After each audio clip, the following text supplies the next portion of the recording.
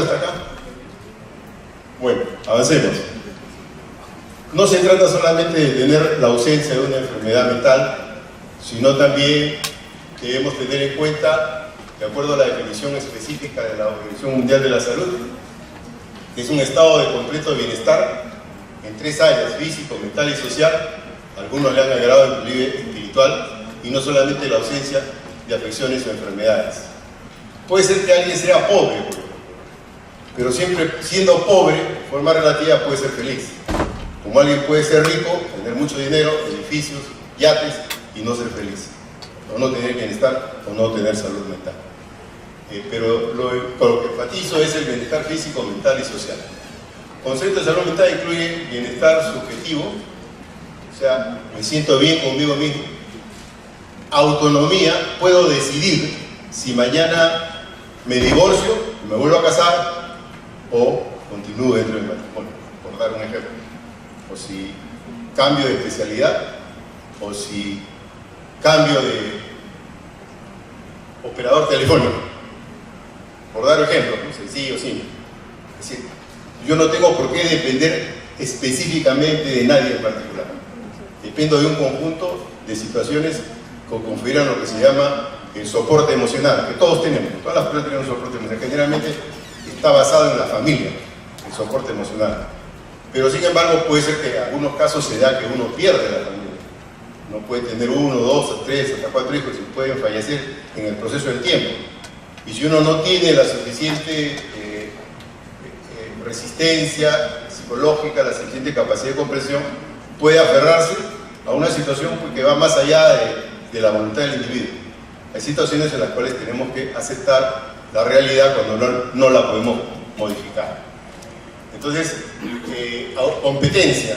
Competencia dice que yo puedo establecer una actividad observando que otros tratan de lograr determinados objetivos, y a veces puede ser que no tenga la posibilidad de llegar a tener mejor reconocimiento, pero por lo menos puedo competir. El tema es que a veces no puedo competir. ¿Cuándo no puedo competir, por ejemplo? Sí, el caso de la educación actual, que es sumamente injusta. Si yo me formé en una universidad donde manejo idiomas y no me formé, el otro se formó en una universidad que no maneja idiomas, seguramente que el que maneje idiomas tendrá más competencia. Aquel que está en una universidad donde existe más disponibilidad de profesores tendrá mejores competencias que aquel que tiene menos profesores o profesores de menor calidad, etc.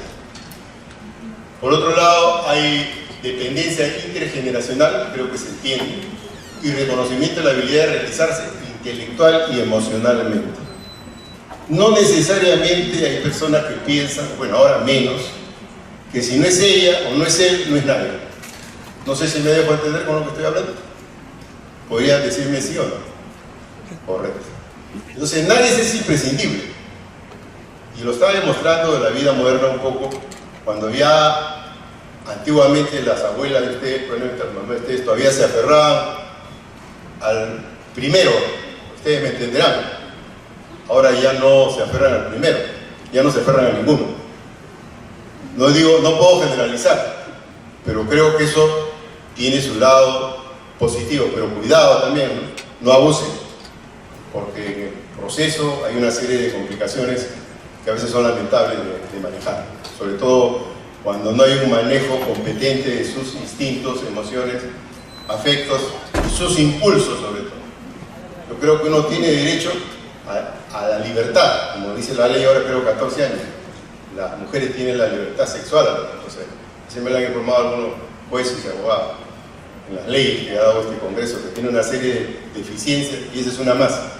Porque yo considero, yo particularmente como persona y profesional, que no tiene las competencias de una mujer de 14 años o un hombre de 14 y 15 años para ser padre. No tiene la competencia. Tiene la competencia para expresar su instinto, su afecto, etc. Pero no tiene trabajo, no tiene la suficiente educación y no puede asumir la responsabilidad. Entonces le va a complicar la vida a su familia, le va a complicar la vida a otra persona. Entonces yo creo que si le vamos a dar libertad sexual al adolescente, tenemos que señalarle claramente su responsabilidad. ¿Por qué va a pasar? Nos va a aumentar el número de delincuentes, nos va a aumentar el número de personas que tienen malas costumbres o malos hábitos, y entonces vamos a ver cada día situaciones más disociales. Creo que me dejo entender, porque hay gente que se forma marginalmente, ¿ves? A pesar de que pueda tener dinero, cuidado, porque puede ser que tiene dinero, pero no tiene cultura, no tiene conocimiento. Como esa señora que hace poco salió en la televisión, ¿se acordarán? Y la maltrataba a una trabajadora porque tenía 4 letras más en la cabeza. Hay gente que tiene 4 letras más en la cabeza, es superior a otra persona que no tiene las 4, no tiene 1, no tiene ninguno. Yo creo que el ser más o menos inculto merece respeto, y más aún si cumple una función. Lamentablemente eso se ha deteriorado en la sociedad porque los mecanismos psicosociales, diría yo, más que legales, no se operativizan rápido. Porque si operativizaran rápido, como sucede en Estados Unidos o en otros países desarrollados, esto no sucedería. Entonces queda claro esa primera lámina. Sigamos.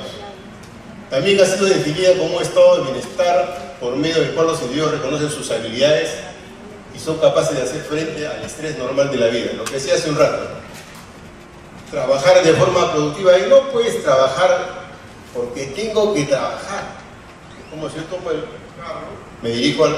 tengo que ir a dictar clases con este calor, ¿no? Mejor me dedico a otra cosa, ¿no? Creo que hay otras actividades que pudieran ser más satisfactorias, entre comillas, si yo no tengo la motivación para ser docente. El día que deje de tener motivación para ser docente, tendré que retirarme de la universidad. Yo acabo de ser ratificado en San Marcos por 5 años más, probablemente tenga que irme a los 75, 76, todavía tengo 72, pero insisto, de alguna manera hay que tener bien claro de que yo no debo hacer cosas por las cuales tenga que sentirme mal. Se supone que yo a estas alturas de la vida tengo una serie de posibilidades donde pueda hacer cosas mejores. Por ejemplo, ¿no? Hay colegas que les gusta poner su consultorio y mientras que de repente un profesor de nuestra universidad o cualquier otra universidad está ganando por hora, por decirle un promedio, póngale 60, 80 soles, el otro en 1 hora está ganando 500 soles o 400 soles. Ya es cuestión de elección, ¿no?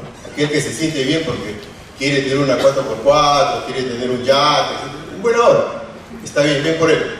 Pero aquellos que no nos piaches, o sea, no nos place, a mí me place, por ejemplo, tener la libertad de tomar un carro en el momento que quiero y tener el bolsillo lo suficiente para tomar mi decisión. Pero no tener que tener una movilidad, que tengo que cuidar la movilidad también, y con todos los riesgos que eso implica. Por supuesto que lo he tenido en su momento, ¿no? Pero conforme se fue complicando, sobre todo el transporte, prefiero utilizar racionalmente la movilidad disponible dentro del medio, que me sale mucho más barata y más cómoda, y más tranquilidad. Salud mental se refiere a lo que sea presentar la competencia de los individuos y comunidades y permitir alcanzar sus propios objetivos.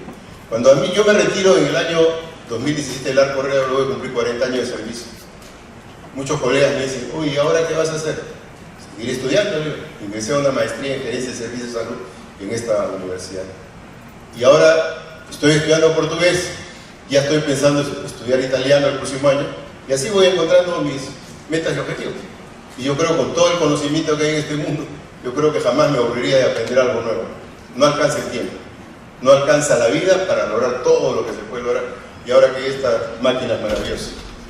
Entonces, es materia sus propios objetivos. Entonces, ¿quién define los objetivos de una persona? Tiene que definirlos la persona. Pero hay personas que vienen preguntando, oye, ¿qué hago? Oye, ya me jubilé, oye, el AFP, oye, ¿qué banco la pongo? A ver, pero ya terminó su vida, ya, o sea, terminó su ciclo. No piensen en escribir un libro o en hacer un viaje de repente de reaprendizaje, o un viaje, digamos, de dar un ciclo de conferencia, por ejemplo.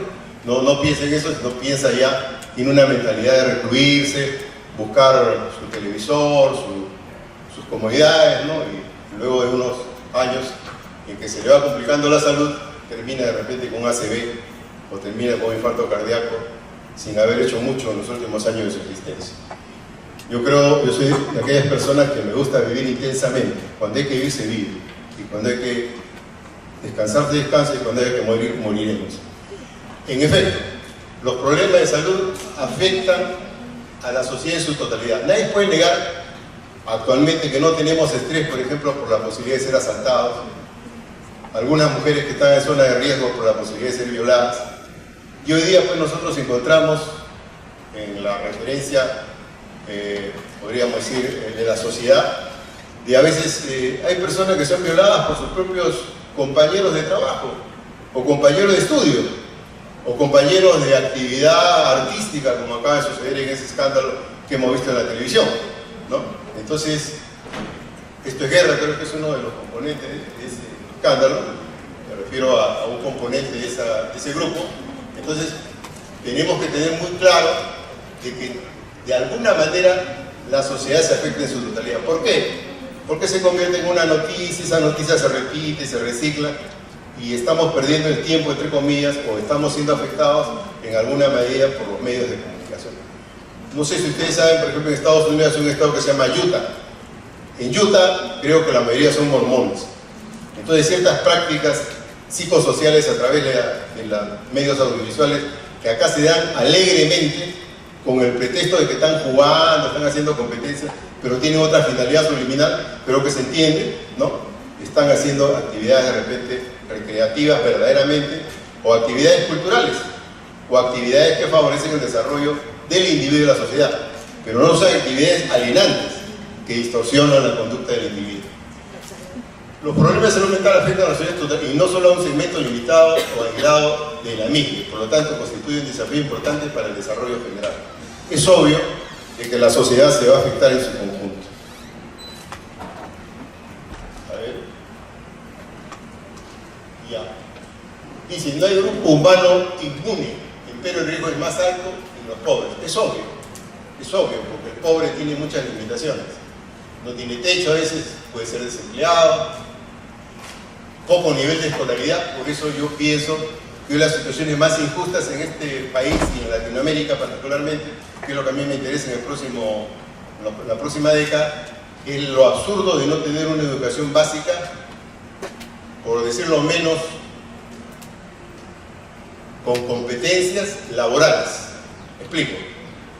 El individuo termina su secundaria, pero puede desempeñarse de guachimán, de artista, de técnico, o sea, puede tener una serie de aspectos formativos en el proceso de la educación secundaria y terminar siendo una persona con ciertas competencias.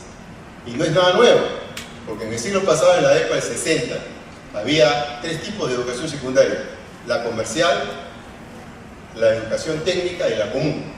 En la comercial, uno terminaba trabajando en un banco apenas terminaba la secundaria, ganando su dinero como lo gana ahora una persona que es entrenada para ganar. O terminaba manejando mecánica en motores o electricidad o técnico de automóviles, o en motores, y era una persona que trabajaba inmediatamente al término de su secundaria. O otros que se iban por la común y en la secundaria común podían postular a la universidad para seguir una carrera liberal. Entonces, hoy día la educación en promedio yo le llamaría de regular a mal, porque no es productiva, no incorpora valores, por el contrario, ¿no?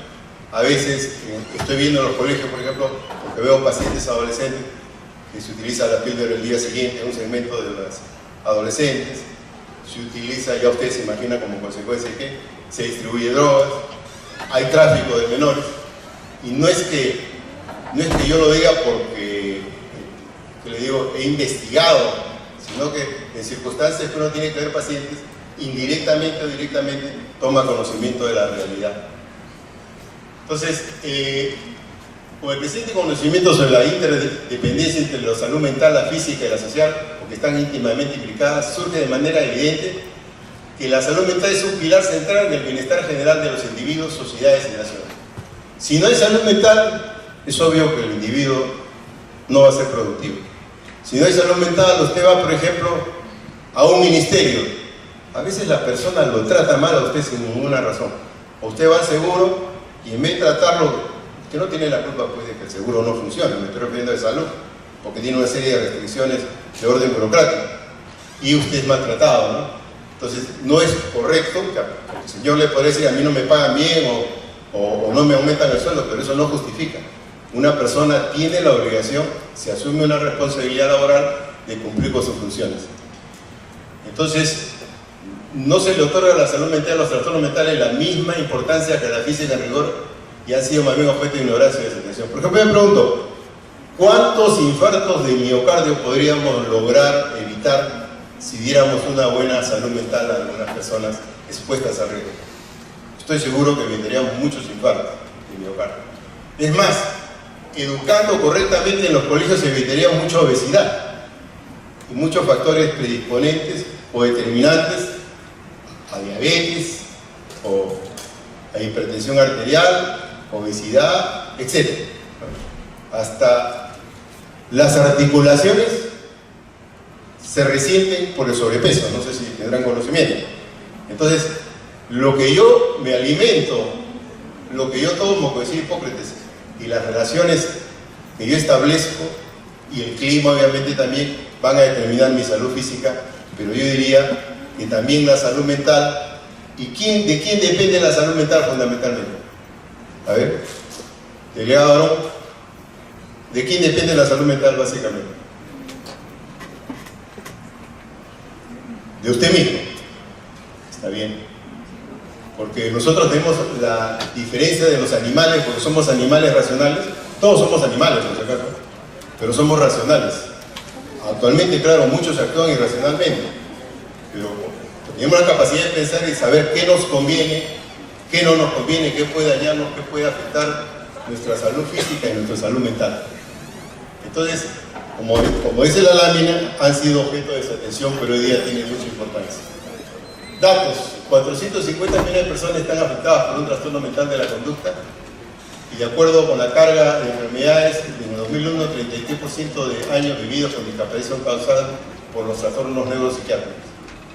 Amén de 2.1% debido a lesiones ópticas y ninguna imagen.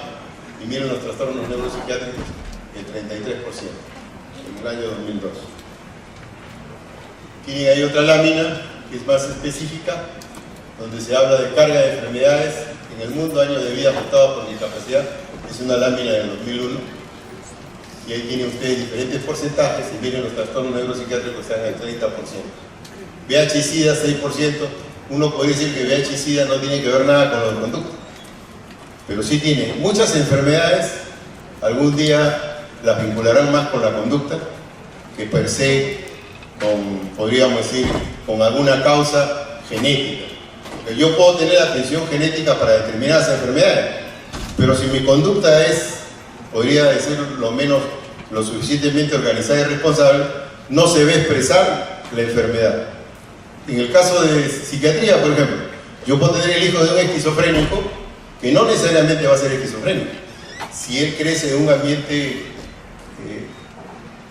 poco conflictivo, bien educado, y tuve la oportunidad de conocer a un hijo de una persona con psicosis, muy cerca, cuando era estudiante de medicina, y era un colega muy competente.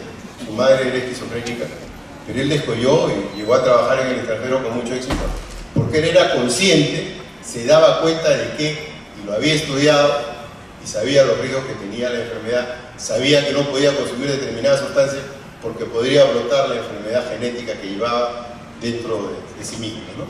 Entonces, es posible de que la parte genética a veces no se exprese. Discapacidad. 4 de las 6 causas más frecuentes de años vividos con discapacidad son las siguientes: depresión, trastornos debidos al alcohol, esquizofrenia y trastorno bipolar. El bienestar mental es un componente fundamental de la definición de salud, ya lo hemos dicho. La buena salud mental hace posible que la persona materialice su potencial, superen el estrés normal de la vida, trabajen en forma productiva y hagan aportaciones a su comunidad. La salud mental es importante, pero queda un largo camino por recorrer hasta que se consiga. Bueno, pero la salud mental de los latinoamericanos está muy mal, tan mal que muchos latinoamericanos pueden pensar, por ejemplo, que el causante de todas las desgracias del pobre país venezolano y de nosotros es Maduro. Pero una persona que es más analítica como el profesor sabe que él es un componente más. Pero ¿quiénes manejan los países de Latinoamérica? Somos libres, seámoslo siempre. Maneja el Fondo Monetario, el Banco Mundial, el Banco Interamericano de Desarrollo. Y cuando algún grupo de gobernantes se atreven a cuestionar la dependencia económica, tecnológica y militar de los Estados Unidos de Norteamérica, bueno, tienen el resultado que podríamos ver en Venezuela en cualquier momento, y que ya vimos en Chile con Salvador Allende en el año 72, y podemos seguirla viendo en otras latitudes como ocurrió en el siglo pasado con los gobiernos militares de Latinoamérica. Entonces, es importante que el individuo se dé cuenta de la realidad, que se dé cuenta de la causalidad de sus problemas, que no diga porque el fenómeno del niño es porque no fue a la iglesia a rezar. El fenómeno del niño es un fenómeno natural, y hay fenómenos naturales que dependen también de lo que el individuo hace o de lo que hacen las organizaciones industriales en el mundo. Entonces, es muy importante que el individuo no, vamos a decir, no viva por vivir, o sea, que sepa y que sea consciente de que su vida es su responsabilidad. Es más, ¿no? Por ejemplo, uno dice, ¿hay democracia o no hay democracia? Bueno, si uno analiza rigurosamente, obviamente no hay democracia, porque para tener democracia en primer lugar tienes que tener capacidad económica. Ha quedado demostrado, y creo que no podemos negar, con el caso de Odebrecht, que no hay democracia si no hay un manejo económico de parte de organizaciones, como se ve a nivel nacional cuando hacen las licitaciones, y las empresas que ganan las licitaciones porque le han dado un poco de plata a los ministros del momento. Entonces, esa es una práctica que no tiene un año, no tiene 10 años, tiene 40, 50 años en Latinoamérica, particularmente en el Perú. Usted revisa toda la historia, por ejemplo, la corrupción en el Perú, que no empieza solamente en el año 92, cuando entra el gobierno que dio el golpe, sino desde antes ya había cierto grado de corrupción. Lo que sucede es que ahora se exacerbaba, es más manifiesto. Y obviamente digo corrupción porque tengo que señalar que la corrupción afecta a la salud mental, porque la corrupción hace de que personas que, por decirlo menos, se esfuerzan por tener mejor calidad de vida, a veces por razones ajenas a su voluntad, les es negada posibilidad de desarrollo, mientras que otras personas que no tienen mayor capacidad moral y mayor capacidad ética pueden lograr situaciones más favorables que aquello, cosa que se ve con mucha frecuencia en la sociedad. Pero creo que una persona inteligente tiene que entender de que si uno asume su responsabilidad, puede ser que uno asuma pues no participar en la corrupción, que no participan, ¿no? Hay muchas personas que no se comprometen en ese sentido, como hay otras que sí están prestos a eso. Ya es responsabilidad de cada individuo. Entonces, el descuido de los servicios y la atención de salud mental o las violaciones de los derechos humanos y la discriminación de las personas con trastornos mentales y discapacidades sociales.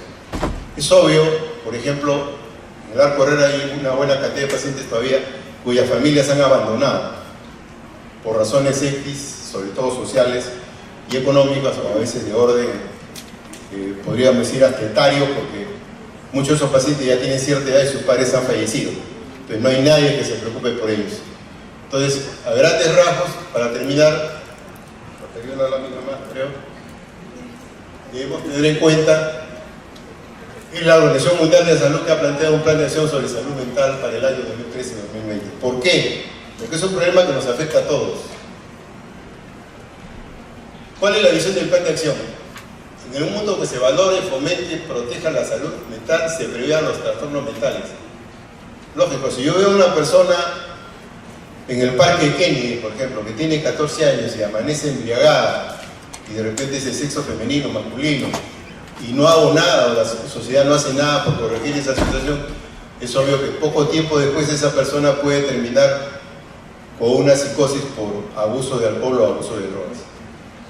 Hace poco ha ocurrido con un jugador de fútbol una experiencia un poquito rara de muerte, ¿no? Pero podríamos retroceder un poco en el tiempo y recuerdo el caso de Maradona. ¿Se acuerdan de Maradona? ¿Qué sucedió con Maradona? Parece que Maradona tenía la costumbre de jugar sus partidos de fútbol con alguna dosis de cocaína y luego tuvo una complicación cardíaca por abuso de cocaína y terminó, creo, siendo tratado por especialistas de Cuba. Por eso que Maradona admira mucho a los cubanos. Pero insisto yo de que nosotros a veces, ahora sobre todo, no vemos mucho lo que sucede con nosotros. Cada uno se preocupa por uno mismo, pero cada día que pasa vamos viendo que la sociedad se va deteriorando más. Entonces, se ven afectadas las personas y no podemos a veces circular por determinados lugares, no hay seguridad ciudadana, y con el fin de lograr el mayor nivel posible de salud y la plena participación en la sociedad en el ámbito laboral, sin estigmatizaciones y discriminaciones. Es muy desagradable cuando alguien lo discrimina porque está deprimido o porque tiene una epilepsia. Una persona que tiene una epilepsia es un caso neuropsiquiátrico, no tiene por qué ser discriminado. Deberá trabajar en alguna zona que más o menos pueda adaptarse a su posibilidad de trabajo, pero no se le tiene por qué estigmatizar. Entonces, su finalidad global es fomentar el plan, prevenir los trastornos mentales, proporcionar atención, mejorar la recuperación, promover los derechos humanos y reducir la mortalidad, movilidad y discapacidad de las personas con trastornos mentales. Vamos a ver. Reconoce la función excedente de la salud mental, lo hemos dicho, creo que es tercera vez. El plan que está enfocado desde el punto de vista de la totalidad del ciclo de vida. Ojo, es importante tener un plan de salud mental para los adolescentes, para los adultos mayores. Dice, se pretende alcanzar la equidad a través de la cobertura sanitaria universal y hace hincapié en la importancia de la prevención. Lamentablemente, pues la cobertura sanitaria universal no existe en nuestro país. En otros países sí existe. Creo que en Bolivia acaba de aprobarse la cobertura universal. Es muy grave cuando alguien no puede ser atendido en su salud, y menos aún en su salud mental. Entonces, nuestro país, por ejemplo, se ha privatizado mucho la salud y el acceso a los servicios de salud está sometido a seguros. Y a veces los seguros no cumplen las normas y no dan una salud como corresponde. Pero en todo caso eso cambiará con nuevos gobernantes, probablemente más adelante. El plan está enfocado desde el punto de vista de totalidad del ciclo de vida a través de la cobertura sanitaria universal y hace hincapié en la importancia de la prevención. ¿Dónde se debe realizar la prevención? ¿Solamente en el colegio? ¿Solamente en la sociedad? Por ejemplo, ¿en la universidad habrá que hacer prevención con ustedes? No. ¿Qué dicen?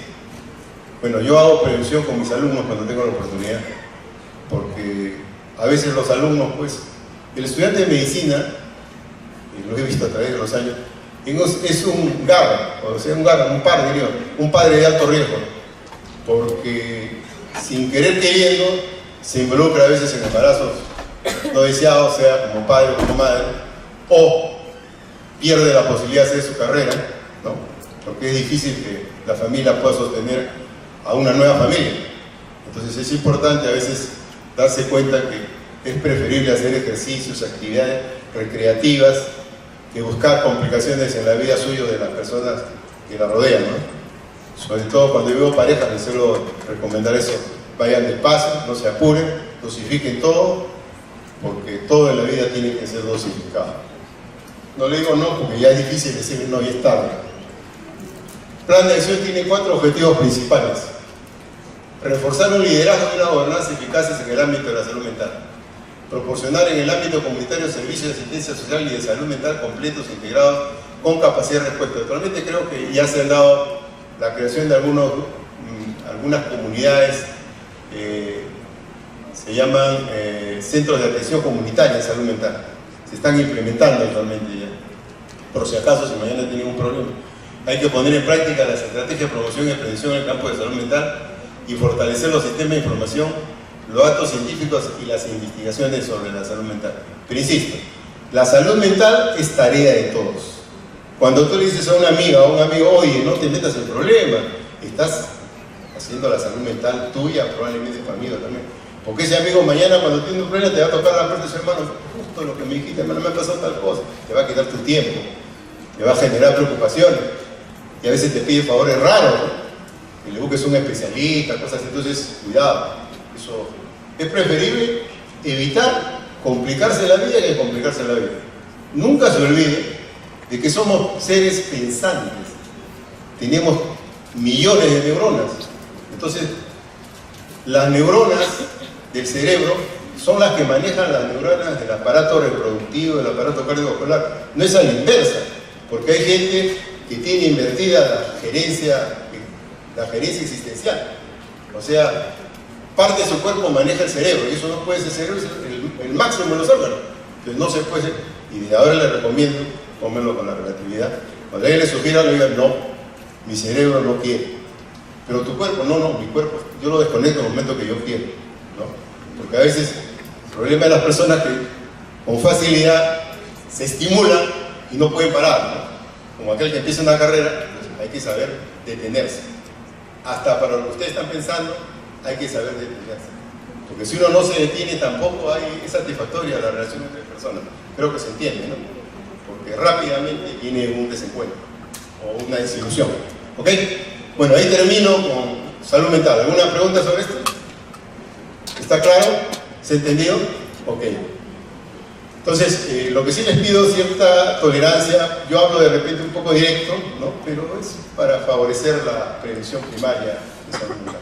Por eso es una oportunidad de hacer una clase oral y hablar de salud mental, ¿ya? Entonces, sigamos con la próxima lámina. Entonces entramos a lo que más le debe interesar a ustedes, probablemente que la salud mental, pero piénsenlo de todas maneras, la salud mental es de ustedes, no es ajena. Entonces, la historia clínica psiquiátrica. Esta historia no difiere de la historia clínica en general. Solamente acentúa determinados aspectos de la anamnesis, como la enfermedad actual o los antecedentes personales y familiares en el sentido de una mayor comprensión biográfica. Si ustedes quieren aprender psiquiatría, tienen que aprender a procesar información desde que el individuo nace hasta el momento que usted lo ve como paciente. Si usted sabe procesar toda esa información, va a tener capacidad de comprender y no solamente preguntarle a su profesor de práctica, ¿y qué es? ¿Es depresión? ¿Es esquizofrenia? ¿Y si el paciente cometió qué es? ¿Alcohólico? ¿Drogadicto? No, eso no es psiquiatría. Lo primero que tengo que aprender en psiquiatría es a observar una conducta que sale de un rango normal o una conducta que hace que el paciente genere problemas a su familia o a la sociedad o a su trabajo o a su universidad, o que se haga problemas a él sí mismo, ¿no? Por ejemplo, una persona que viene y de un momento a otro se corta con una hilera en el brazo, llora y comienza a desangrarse delante de su compañero. Eso, por ejemplo, ya sería algo preocupante, ¿no? Entonces, insisto en que no veamos necesariamente el diagnóstico, sino una comprensión biográfica. Otra cosa importante para que los que quieran aprender psiquiatría es ver los factores precipitantes y desencadenantes. La persona que va a configurar una enfermedad psiquiátrica tiene factores predisponentes, tiene factores determinantes y factores desencadenantes. Todos en alguna medida podemos tener una predisposición para determinadas enfermedades, por razones genéticas, por razones, podríamos decir, socioambientales o por razones psicosociales. Y luego aparecen situaciones determinantes como que configura cierta sensibilidad a responder ante situaciones de estrés, y luego ya cuando sucede algo de mayor intensidad o de mayor repercusión emocional o afectiva, entonces ya la persona se siente deprimida. Voy a poner un ejemplo sencillo. Una chica, por ejemplo, puede ser criada en su casa, digamos, a la antigua, supongo, ¿no? O sea, padres muy conservadores, solamente la dejan ir al cine, de vez en cuando acompañada de un familiar, hasta los 14, 15 años, y un buen día pues la chica se fue a una reunión social, y en esa reunión social pues se encuentra con una amiga que tiene unos hábitos más liberales, ¿no? Y ocurre que ese día pues ocurre algo en la chica que le produce un gran desagrado, pero cuando regresa a su casa tiene vergüenza de decirle a su padre lo que le ha pasado. Y esto lo lleva internamente, por un lado la han preparado para ser casi monja, y por otro lado acaban de pervertirla prácticamente, de violarla, para ser concreto. Han dañado su autoestima. Y ya no quisiera que nadie se entere de su autoestima. Pero siempre que va pasando el tiempo, o días, semanas, ella por rato tiene ganas de llorar y no sabe por qué. La madre le pregunta, los familiares le preguntan y ella dice, no tengo nada. Pero no hace nada malo, los padres dicen, pero yo no te veo enamorado, no tienes nada, ¿por qué lloras? ¿No? Entonces, ocurre que pasa un tiempito más y llega al internado. Y en el internado, como no ha tenido mucha experiencia interpersonal justamente por lo que le pasó, se encuentra pues con un hombre 10 añitos mayor que ella, que la pega de fracasado y le dice, mira, yo ya no me llevo bien con mi esposa, tú la conoces, pero ya no pasa nada, y yo creo que tú eres la esperanza en mi vida, yo siempre te digo, tú eres noble, etc. Y todo fue bonito, ¿no? Y a veces el ser humano es tan ingenuo, porque como decía mi grupo, uno de mis grupos, el ser humano vive de creencias, ¿no? Yo creo en esto, yo creo en lo otro, y bueno, en alguien tengo que creer, ¿no? Yo, por ejemplo, creo que soy profesor de la universidad, porque bueno, seguramente me van a pagar al fin de mes, porque presenté mis documentos, ¿no? O porque ustedes me reconocen como profesor. Es mi creencia. Y puedo así como creer muchas cosas, pero hay ciertas cosas que uno puede creerlas por una cuestión subjetiva, no objetiva, como acabo de mostrar. Entonces cree lo que le dice, cree lo que le ofrece. Está viendo, pero no te das cuenta que se reúnen con su esposa y se van a un congreso. No, pero ese lo hace porque dice pues que para evitar el escándalo, tiene chicos de 5 años, 8 años, entonces no puede hacer eso. Entonces sucede que la chica sigue jugando con su existencia y un buen día se atrasa y se produce un embarazo. Y en ese momento piensa tener su hijo, pero viene el compañero y le dice, no, ¿qué pasó? No. Y ahí viene ya la situación de conflicto. No. Yo te dije, pero si tú me querías, yo te decía eso pues porque tú tienes la culpa, pues tú te me acercabas, ya comienza a traerle la culpa al otro lado, ¿no? Pero la chica, con todo lo que vivió, resulta de que a veces es presionada en grado extremo. Ha sucedido casos así, donde de repente hasta le busca algún pretexto, alguna forma de ofrecerle, por ejemplo, ya lo arreglamos y vamos a seguir juntos, no te preocupes, pero ahora no puedo, porque todavía dame un par de años más para separarme, después la arreglamos, a término de residencia la arreglamos, no te preocupes. ¿Ya? Y mientras tanto va ocurriendo una frustración continua, hasta que llega el momento que un buen día el otro se hace desentendido, ya no la saluda, no le pasa la voz y le dice, oye, ¿por qué ya no me llaman? No, le estoy mucho trabajo, tengo deudas, etc. Y de un momento a otro la abandona. ¿Cuánto ha perdido esa chica? Mucho. Su autoestima se ha afectado y puede llegar un momento en que la chica piensa en la posibilidad mejor de suicidarse. De repente ha tenido suerte, ha trabajado bien y tiene su 4x4. Entonces, en vez de manejar a una velocidad normal, de repente aumenta la velocidad cada cierto tiempo, ¿no? Hasta que un buen día se suicida con su carro. Cosa que ha sucedido en algunas personas cuando están con depresión. Porque no solamente la depresión se manifiesta por inhibición, por ponerse a llorar, sino que a veces uno está buscando situaciones donde uno quiera desconectarse de la realidad y a veces se desconecta para siempre. Entonces estoy planteando un ejemplo, un ejercicio actual de cómo sucede la vida de las personas, ¿no? Entonces, ¿de quién depende que esto no suceda? De uno mismo, ¿no? Si uno sabe que existe una persona que ya vivió y que ya fracasó, bueno, es un problema de ellos. O uno no está para resolver los problemas a nadie, uno va a resolver sus problemas. Pero hay gente que le gusta pues el sufrimiento, ese es otro tema también, ¿no? Que quieren jugar a personas comprensivas y lamentablemente por eso es que no es conveniente que haya mucha diferencia a veces entre los miembros de la pareja.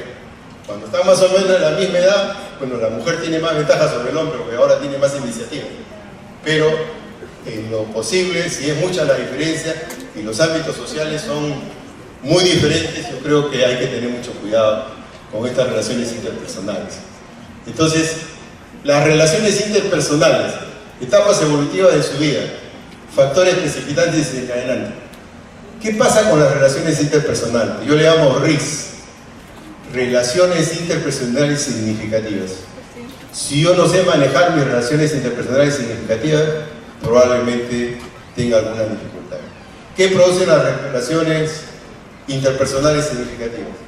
Producen satisfacción, producen alegría, entusiasmo, pero también pudieran producir una frustración y una pérdida de una relación significativa puede producir la aparición de una depresión. El estilo de vida, los accidentes patológicos, me he referido en alguna forma cuando decía que manejaba, o sea, son accidentes que son producidos por el mismo individuo y que a veces busca una explicación en otra parte. La conciencia actitud ante las manifestaciones psicopatológicas padecidas. Por ejemplo, si yo tenía una madre depresiva y yo crecí con una madre depresiva y yo siento por momentos pena y tristeza porque aprendí a ver a mi madre sufrir o llorar y yo no he tenido lo suficiente experiencia de vida o conocimiento para diferenciarme bien de que la deprimida es mi mamá, no soy yo. Ahora, si yo me he reprimido cuando yo crecía, era por efecto de la interacción. Yo soy otra persona. Llega un momento en que tengo que tomar mi decisión, ese vínculo ya se supera, uno asume otra responsabilidad y uno luego termina siendo madre o padre de familia y va superando esos problemas. Con este criterio se pone el estudiante que se inicien estas responsabilidades más importantes. ¿Quiénes son los informantes? Datos de filiación de cada uno de ellos, a los informantes. Consignar si hay sinceridad, si hay confianza, si hay prejuicios y aversiones. A veces el informante tiene prejuicios, o es muy subjetivo en su apreciación crítica de la conducta del paciente, o aversiones, se refiere a personas que han tenido conflictos con el paciente y no dan una información objetiva. La actitud del informante acerca del acontecimiento que condujeron a la consulta o pretensión del paciente. Episodios previos. Un breve resumen de los episodios de enfermedad mental o de fenómenos psicopatológicos. Es probable que cuando una persona tiene una manifestación sindrómica, psiquiátrica, la haya tenido antes, ¿no? Y por alguna razón se ha compensado y luego aparecen otra de los factores precipitantes y se vuelve a presentar la sintomatología.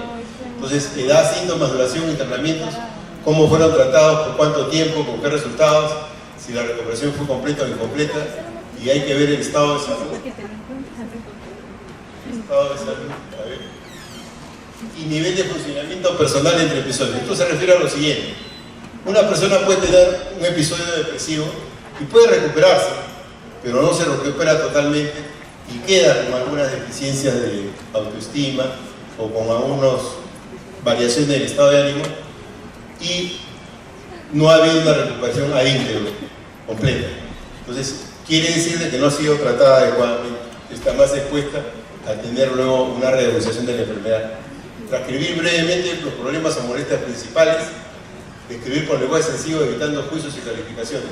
En lo posible, cuando hagamos un estudio de un paciente, no pensemos, por eso les digo, no pregunten si es psicótico, es neurótico, es esquizofrénico, es bipolar, sino observen cómo es el comportamiento, cómo describe el paciente sus síntomas, cómo describe sus signos, y de acuerdo a eso ir usted sacando deducciones de lo que refiere el paciente. Adaptación a diferentes situaciones de la vida. Cómo se adaptó el paciente al trabajo, al estudio, cómo son las relaciones con familia, cómo son las relaciones con los demás. Las personas que tienen trastornos de conducta, por ejemplo, no han tenido desde la época escolar, han tenido problemas de calificación conductual, a veces me estoy refiriendo no a rendimiento académico, sino a comportamiento con problemas. De repente era una persona pues, que llevaba licor al colegio y por eso lo expulsaron, o es una persona que se puso a distribuir drogas en un colegio y fue expulsado por eso, en fin. Entonces ya nosotros podemos ver desde la escolaridad que han habido algunas dificultades dentro de la persona. Entonces, la adaptación. Luego la descripción de los síntomas, responder a las preguntas, cómo son, cuál ha sido su curso, cómo se iniciaron, las circunstancias, dónde se localizan, cuál es la severidad, qué los agrava, por qué los mejora, son continuos los episodios. Como les decía yo al grupo de la mañana de prácticas, el profesional o el estudiante de medicina que quiere aprender psiquiatría tiene que ser muy creativo para preguntar, porque no es como en el caso de medicina, que uno le pregunta y el paciente responde. A veces el paciente no responde bien o responde con un lenguaje complejo y el alumno se vuelve paciente, se desespera y dice que yo no soy de esta especialidad y no desarrolla por la capacidad. Enfermedad actual, circunstancias precipitantes fisiológicas, hay que tener cuidado con esto: ejercicio, alimentación, ciclo menstrual, gestación, relaciones con el crecimiento, desarrollo y evolución, exteriores, estresores físicos, los cambios meteorológicos. Se ha demostrado que, por ejemplo, el trastorno bipolar suele regularizarse, sobre todo las manifestaciones maníacas del trastorno bipolar en el inicio de la primavera. Condiciones físicas del trabajo y de la vida, traumatismos, toxinas, venenos, polen, microorganismos, parásitos de nutrición y los estresores interpersonales, como en la adaptación a nuevas situaciones, pérdida de relaciones, pérdida de apoyo, autoestima o interdependencia, amenazas diversas como salud, integridad física, sobrevivencia, frustración, necesidades básicas y otros. Quizás acá en los estresores interpersonales, a veces lo más riesgoso es el perder el estatus. Hay personas, por ejemplo, que porque los padres pierden el trabajo o pierden la vida, resulta que van a bajar o van a deteriorar su estatus económico y a veces, en el caso de algunas personas, tienen que abandonar la universidad o a veces ponerse a trabajar para los hermanos cuando quedan huérfanos, ¿no? Y así hay una serie de situaciones que pueden generar problemas de adaptación y dificultades de adaptación con el trabajo. Situaciones de estrés moderado, prolongados, sin esperanza social, que pueden afectar tanto como serias privaciones o amenazas. Por ejemplo, el tener una madre anciana y tener que cuidarla no es fácil, porque una madre anciana necesita cuidado y la gran pregunta es a veces, ¿y quién se va a hacer cargo de esa señora? ¿Soy yo y mi hermano o a la inversa, soy yo y mi hermana? ¿Y qué ocurre? Realmente alguien dice, no, yo estoy ocupado, no sé, yo tengo mis problemas, etc. Y a veces se desentiende. Y una persona que vivió y diríamos, se preocupó mucho por un hijo, por una hija, a veces no recibe la misma atención y a veces se olvidan de que fueron criados, que fueron atendidos, que fueron protegidos, y algunos ancianos, como ustedes ven, los abandonan en hospicios, en situaciones donde hay una gran desesperanza y hay privaciones, amenazas y frustraciones significativas. Imagínense que ustedes mañana llegan a cierta edad y los abandonen en un hospicio, es muy duro, muy doloroso. Siguiendo el relato de los síntomas de comunicación de averiguación, estresores precipitantes, luego la pérdida de poder o su capacidad ordinariamente mantenidas en la selva. Por ejemplo, recuerdo, siga muy significativamente, cuando retiraron alguna vez a un colega del hospital del empleado que tendría unos 75 años con la fuerza policial, porque el doctor se había acostumbrado tanto al hospital que quería seguir yendo al hospital, y como ya tenía cierto deterioro intelectual no se daba cuenta de que ya no le correspondía, porque ya había sido retirado del hospital. Entonces tuvo que ser retirado de una forma un poco violenta. Entonces puede haber situaciones en la pérdida que pueden afectar, por ejemplo, la pérdida de la vista para una persona como el profesor que trabaja con la vista. Felizmente yo me he averiguado de que hay sistemas para escuchar y hay táctiles para manejar sin vista algunos aspectos del desarrollo personal, ¿no? La averiguación incluye los cambios de la tolerancia a la ejercicio físico, la frustración, a una necesidad aumentada de sueño, a una tolerancia disminuida al alcohol, por ejemplo. Yo quiero decir lo siguiente, siempre hay que pensar en la posibilidad de que pueda uno perder algo significativo. Si usted piensa en la posibilidad de que va a perder algo significativo, no se preocupe, lo va a perder. ¿Va a ser significativa la pérdida? No le va a pasar nada más allá de una reacción normal promedio. Pero si usted piensa que sin ella o sin él no existe, bueno, no va a existir realmente. Usted ya se condicionó. O sea, nunca se olvide, el ser humano es lo que piensa. Si uno piensa que es inteligente, obviamente, habiendo demostrado tal capacidad, probablemente sea inteligente. Pero si uno no cree ser inteligente, no es inteligente. Entonces ya eso es una elección personal y obviamente que se prueba también con la capacidad de interactuar en la sociedad. Revisión de funciones y órganos de todos los aparatos y sistemas del organismo, en especial el sistema nervioso central, ver cefaleas, o sea, dolores de cabeza, desmayos, vértigos, ataques, dificultad en pensar o hablar, compromiso de sensibilidad, insomnio, hipersomnio, pérdida de conocimiento, automatismos psicomotores, angustia, depresión, irritabilidad o otros estados emocionales pronunciados. Por ejemplo, hace poco he visto que están aumentando los traumatismos encefalocraneanos por los accidentes de tránsito. Y muchas veces nosotros no nos damos cuenta y una persona tiene un TEC leve a moderado y uno piensa que el problema se acabó, porque ya se recuperó, pasan 3 o 4 meses y comienza a presentar de repente crisis convulsiva, porque hay una cicatriz de alguna lesión del cerebro que está produciendo un foco electroinfectógeno. O por el contrario, puede haber un cuadro psicótico que se produce como consecuencia del daño orgánico del cerebro y la persona reacciona haciendo un cuadro psicótico. Entonces, la habilidad de la persona para reaccionar frente a estresores actuales deriva del moldamiento de su organismo por la interacción a lo largo de muchos años de su dotación genética y de sus experiencias de vida. Insisto, ¿de qué depende el moldeamiento del organismo por la interacción a lo largo de muchos años de su dotación, ¿no? Genética y de sus experiencias previas? La historia personal debe recordarse a sí mismo, no es solo un registro de causas exteriores, no habla sobre el paciente, sino también de sus respuestas a esos estímulos. Dos personas pueden ser sometidas al mismo estresor y dos personas no reaccionan igual. Por ejemplo, las mujeres Cuando se cae una niña no reacciona cuando son niñas igual que los hombres. Generalmente cuando una niña se cae, los hombres, las mujeres no ayudan. Pero cuando un hombre se cae, generalmente los varones ayudan. Eso es un hallazgo que he leído en una investigación americana. Bueno, no siempre es así, obviamente, en muchos casos es así. Historia personal posibilita que el entrevistador tenga conocimiento de factores tempranos que han influido en el paciente, porque puede ser causa también temprana de su condición presente. Por ejemplo, la pérdida del padre durante la infancia, o la pérdida materna durante la infancia. Claro, ustedes me dirán, pero yo me crié con mi abuelita, no me ha pasado nada. Puede ser una situación compensatoria, pero usted si creció sin padre y sin madre y fue objeto de desatención o de maltrato psicológico de niño, es probable que eso esté afectando seriamente su salud mental. Luego, la virilidad de la persona producida frente a estresores. Vamos a pasar a la situación actual del paciente. El entrevistador posiblemente no pueda comprender el estado psicológico del paciente y a menudo su estado físico sin un conocimiento de la situación o circunstancia presente de su vida. Mucho cuidado, porque no siempre las cosas son absolutamente seguras. Puede ser que la circunstancia de la vida le cambie totalmente su situación. Por dar un ejemplo, usted es expulsado bruscamente de una universidad, por X o Z razón, le cambia la vida totalmente. O usted es detenido y puesto preso porque un amigo le dijo que vive un paquete a Estados Unidos y usted creía que eran manzanas. Entonces usted lo llevó y lo detuvieron y se va 4 años preso.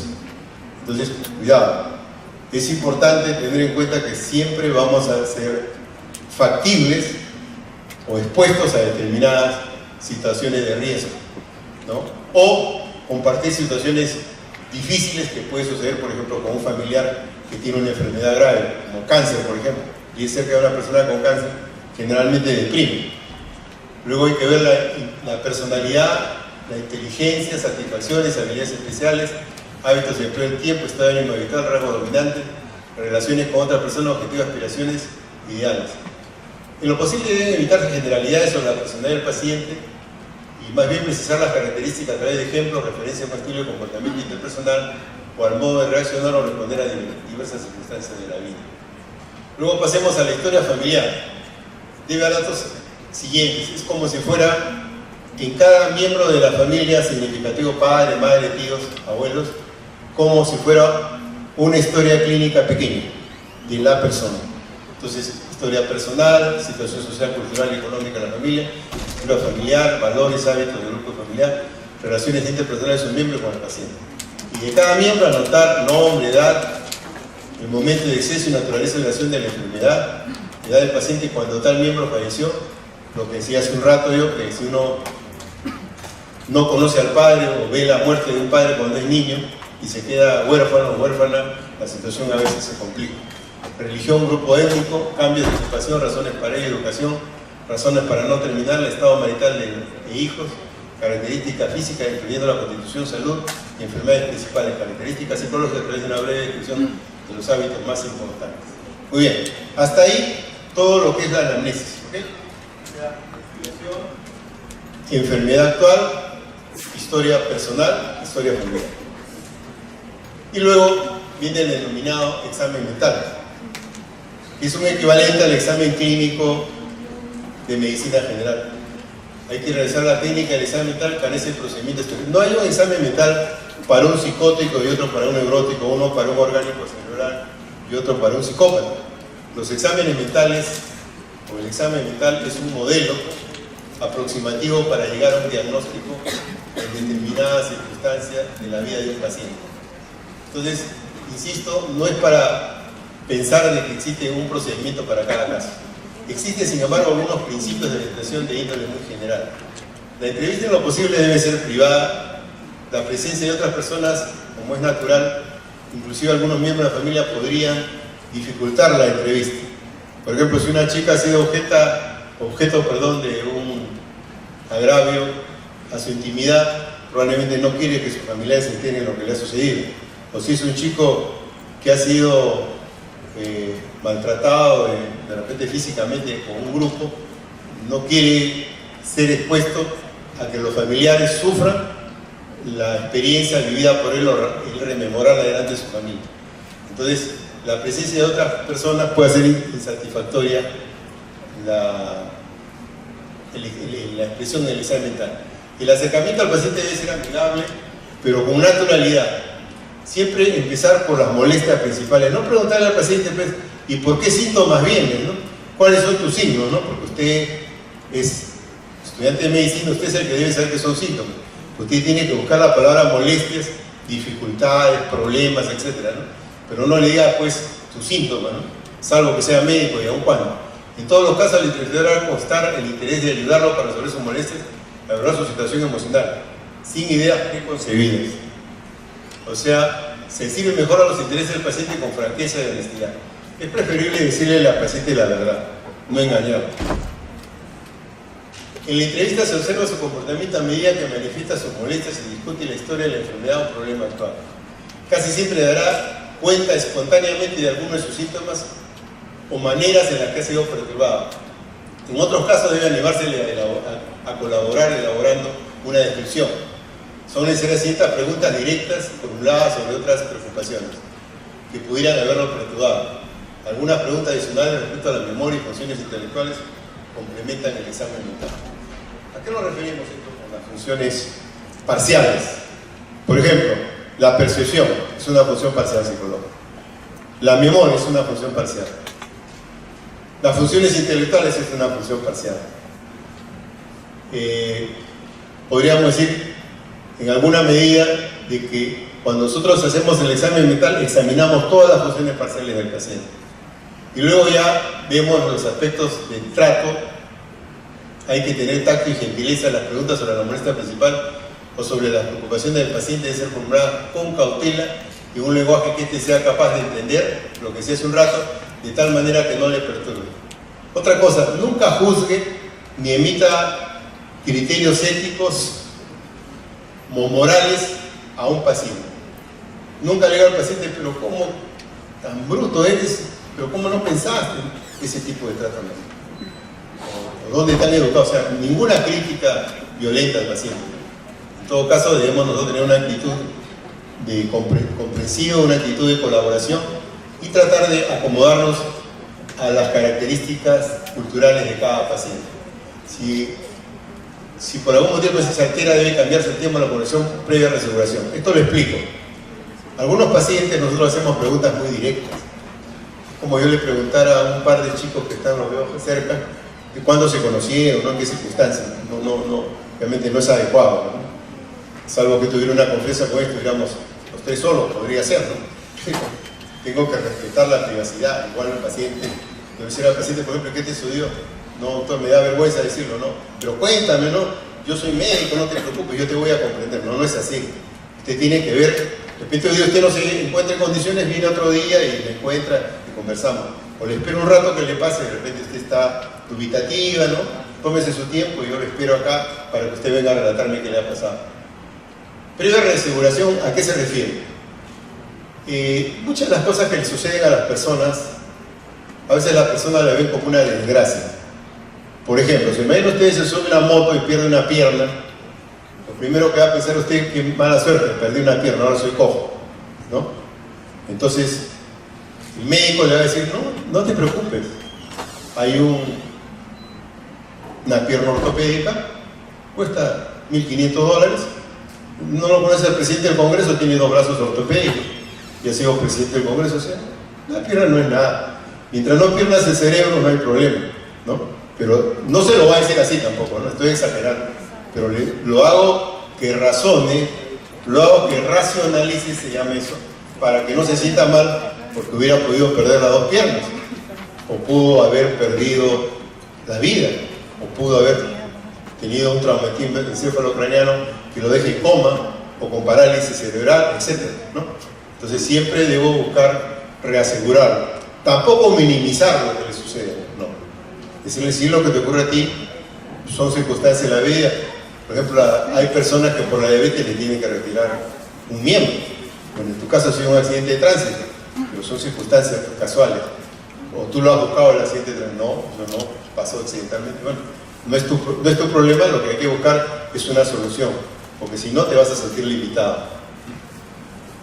Por algún motivo el paciente Vuelvo a decir, hay que cambiar el tema de conversación. Nunca hay que dejar al paciente perturbado, angustiado, deprimido, desesperado. Preferible siempre tratar de cambiarle el estado de ánimo, llevarlo a otro tema de conversación o hablarle de otros aspectos, por ejemplo, como decía hace un rato, de situaciones más graves que la de él, para que no se sienta mal. Acercarse sin crítica o sorpresa a las declaraciones del paciente. Por ejemplo, puede ser la paciente que tenga la dificultad de decirle, mira, yo estudio en la universidad tal cosa, pero de noche trabajo en un sitio que van los hombres.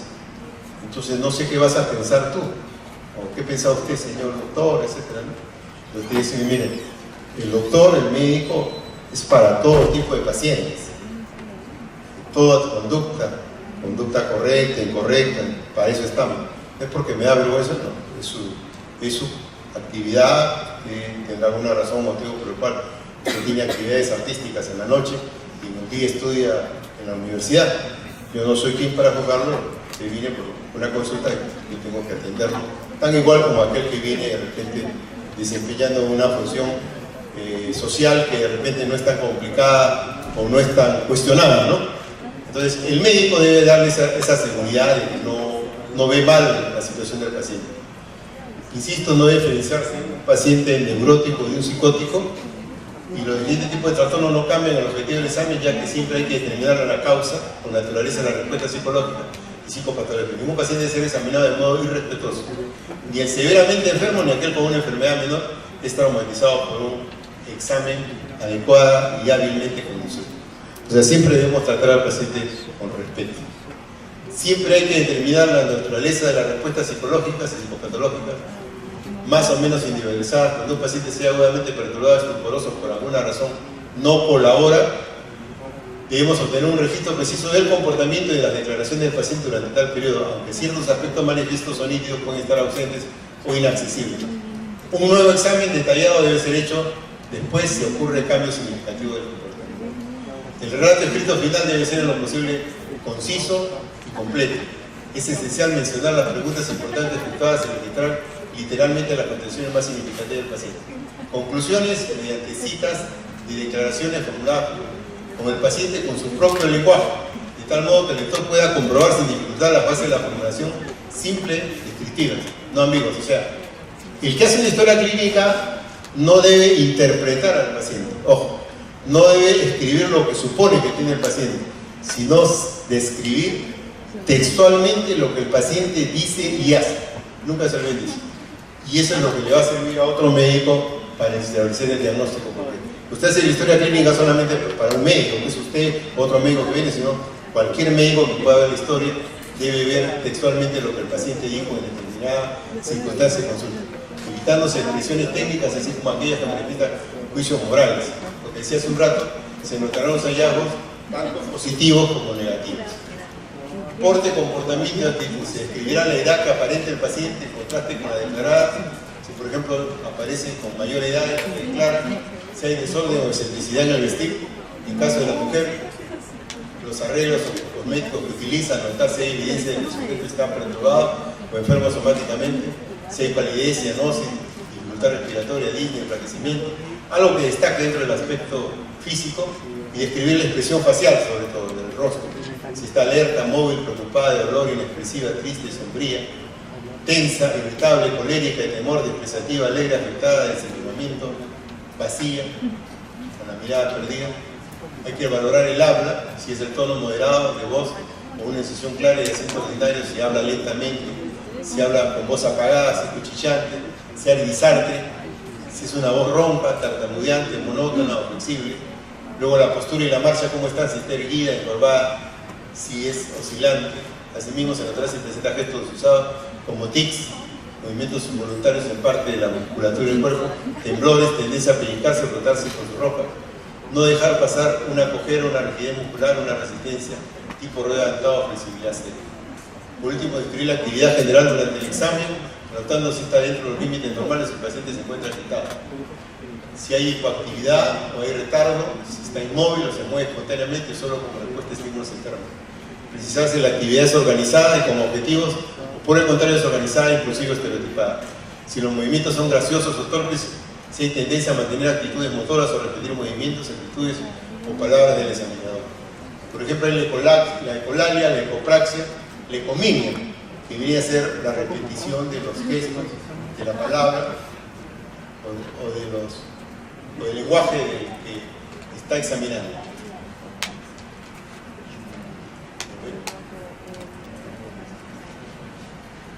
Entonces, la molestia, lo que el paciente comienza a sentir son malestares. Las explicaciones del paciente por respecto a ella pueden ser correctas, pero pueden ser totalmente erradas. La molestia debe anotarse literalmente, como dije hace un rato, el efecto de indicar o varias molestias, y no debe tener el orden de importancia o énfasis. O sea, en otras palabras, de acuerdo a lo que el paciente refiera, no a la importancia que usted le pueda dar, el orden de lo que el paciente debe expresar. Muy importante notar la expresión emocional, respuesta de tipo requerimiento, angustia, culpa o cólera son subjetivos problemas significativos. Puede a veces el paciente negar la existencia de cualquier malestar o dificultad, o francamente puede manifestar o dar a entender que la culpa es de alguna otra persona. En el caso de los pacientes psicóticos puede suceder así. La expresión de la calidad de la molestia debe ponerse en evidencia dentro de lo posible con citas textuales. Los temas principales de la molestia y la preocupación, por qué ha venido, está enfermo, hay dificultad de alguna manera, cómo se ha manifestado su enfermedad, de qué se ha quejado, cómo se el paciente manifiesta si no tenía deseo de consultar a médicos, por qué trajeron a sus parientes, sus amigos, por qué lo trajeron, pensaron que usted estaba enfermo, por qué pensaron eso. Es mejor que el paciente describa la enfermedad a su manera. El examinador selecciona preguntas adecuadas guiándose por el sentido de la opinión y declaraciones espontáneas del paciente. Esta pregunta debe tener las características. ¿Tiene el paciente alguna molestia o trastorno físico, preocupaciones especiales, situaciones especiales? Situación, por ejemplo, si en el hogar ha habido problemas, en el trabajo ha habido despidos, por ejemplo, o en la escuela ha habido, como sucede en Estados Unidos, un tiroteo, felizmente acá todavía no hay, muertes recientes, fracasos, desengaños, dificultades económicas, enfermedades pequeñas, dificultades, mortificaciones, pero mortales. Yo pienso que de alguna manera, actualmente nosotros estamos siendo desensibilizados frente a una serie de problemas que el individuo antes lo soportaba en forma estoica. Por ejemplo, todos los días vemos crímenes en la televisión, todos los días vemos violencia en la televisión, todos los días vemos en la televisión, podríamos decir, situaciones desagradables, tanto que ya no las vemos con desagrado muchas veces, sino las vemos como una noticia más. ¿Es así o estoy equivocado?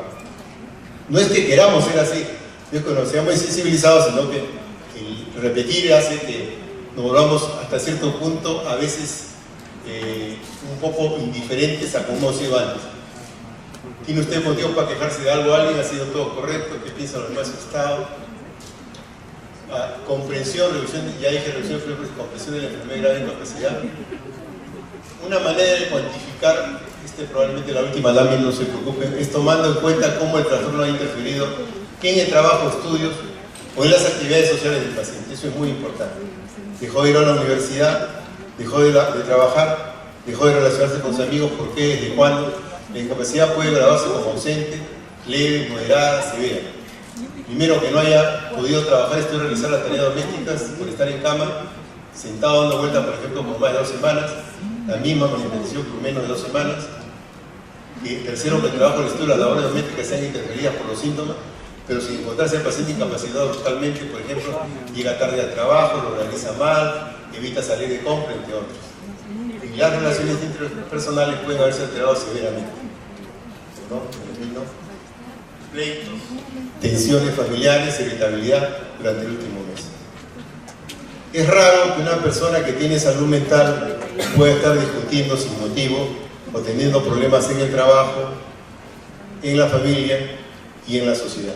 Si una persona está teniendo problemas de naturaleza, desde ahora les digo, si se trata de una persona de tener una enfermedad psiquiátrica, y si se trata de ustedes, tienen que ir a la consulta psiquiátrica. Muchas gracias.